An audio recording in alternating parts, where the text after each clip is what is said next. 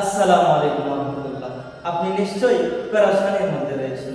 প্রিয় ইসলামী ভাই, পেরেশানি করার কোনো কারণ নেই, কারণ আমার আপনার নবী দু জাহানের বাদশাহ নবী সরকারে দু জাহান হুজুর সাল্লাল্লাহু আলাইহি ওয়াসাল্লাম ইরশাদ করেছেন, যেই ব্যক্তি আমার উপর দুরূদ শরীফ পাঠ করে কাল কিয়ামতের কঠিন ময়দানে ওই ব্যক্তিকে সুপারিশ করে আমি নবী জান্নাতে নিয়ে যাব। সুবহানাল্লাহ।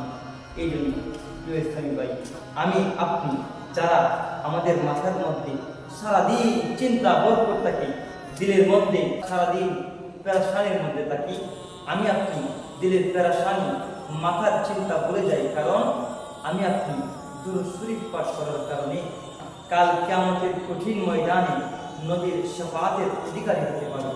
এই জন্য বেশি বেশি করে দুরূদ শরীফ পাঠ করুন।